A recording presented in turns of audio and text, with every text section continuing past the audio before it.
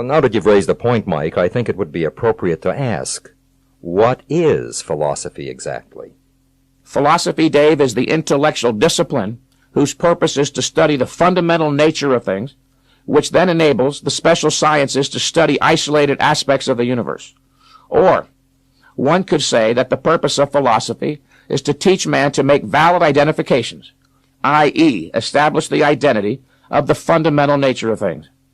And one may learn to do this only once he has come to understand the 5 branches of philosophy, Dave. Forming the base of philosophy's hierarchical knowledge are metaphysics, which studies the fundamental nature of reality and man, and epistemology, which studies the nature of knowledge and man's means of acquiring it. Logically based on and derived from these 2 fundamental branches is the 3rd branch, ethics. It is only on the basis of having properly identified the fundamental nature of man, including his means of knowledge, and of the universe in which he acts, that it is possible to formulate a prescription for what man ought to do. Whereas the first 2 branches are essentially descriptive, ethics is prescriptive. The task of a proper, non-religious, scientific ethics is to teach man, quite simply, to make the right choices. The next step up man's hierarchical structure of knowledge is politics.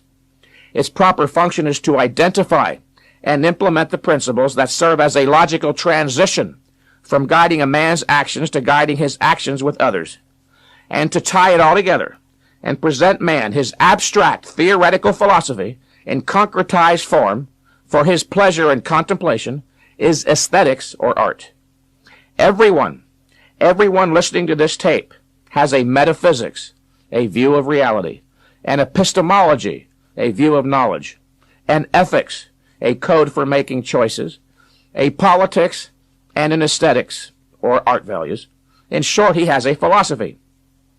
Man needs a philosophy in order to live. The only alternative, Dave, is whether the individual gains his philosophy by chance or by choice. That sounds almost frightening, leaving the creation of one's own soul to chance. Well, it shouldn't frighten anyone, although it should have a sobering effect. Most in our culture have, in fact, left the issue of their own souls to chance influences. One's soul, Dave, is not some gossamer-like, ghostly ethereum lodged in his nervous system. Your soul is your consciousness, which is comprised of 2 elements, your ideas and your emotions, which are integrated. Your emotions are literally the products of your ideas, your thinking. And most people blindly and uncritically accept their ideas from magazines, books, movies, family, friends, teachers, by osmosis from the cultural atmosphere, as Ayn Rand put it. As a result, many of their ideas or beliefs are contradictory, which is why they are torn by conflict and thus uncertain about so many things. Without philosophy, one cannot critically evaluate ideas, and he perforce becomes a man of mixed premises, with a soul like a shapeless piece of clay, stamped by footprints going in all directions. With a proper understanding of the power of ideas, that is philosophy, one can achieve an integrated personality, as I described on tape 1, where there are no contradictions between a man's thought, feelings, and actions. Well put, Mike. You know, one of my favorite articles of yours in All Natural Muscular Development had as its theme the issue of concrete-bound bodybuilders versus principled bodybuilders. Now, what in hell does concrete-bound mean? That's one of my favorite topics as well, Dave. Let me explain how I came to write that piece. I receive phone calls and letters regularly from bodybuilders who are being harassed by others in their gym merely because they are training in a radically different fashion, namely with brief and infrequent high-intensity workouts.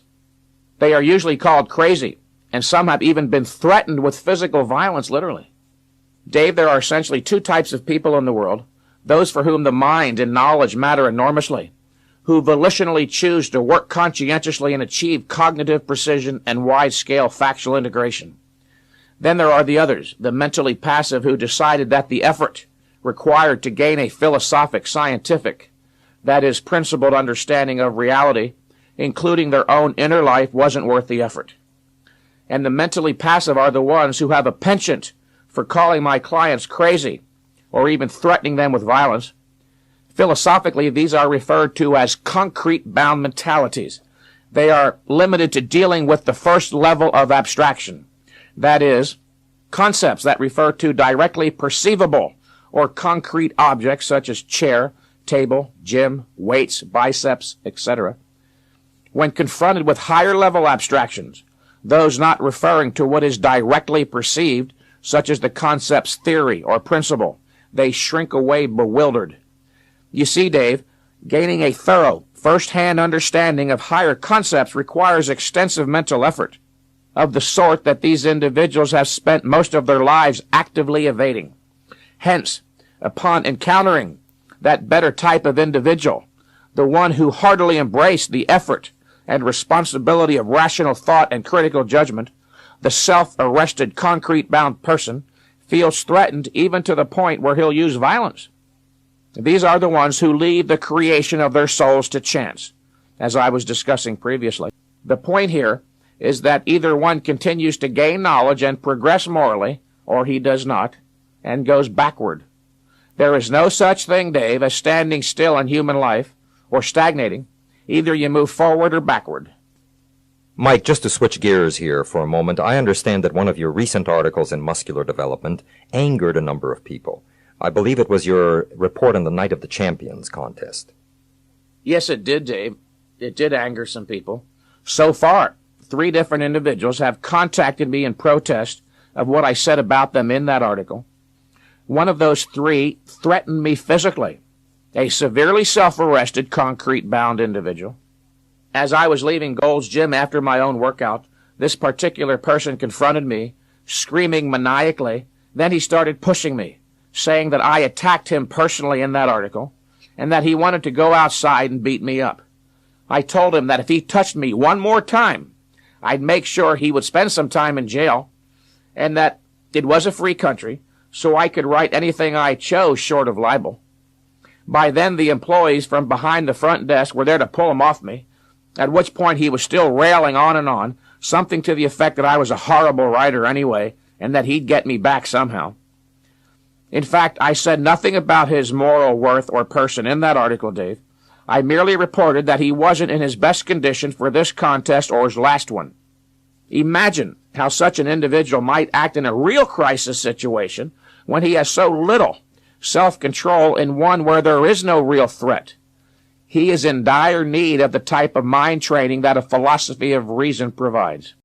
To quote Ayn Rand on this matter, your only choice is whether you define your philosophy by a conscious, rational, disciplined process of thought and scrupulously logical deliberation, or let your subconscious accumulate a junk heap of unwarranted conclusions, false generalizations, undefined contradictions, undigested slogans, unidentified doubts, wishes, and fears, thrown together by chance, but integrated by your subconscious into a kind of mongrel philosophy and fused into a single solid weight.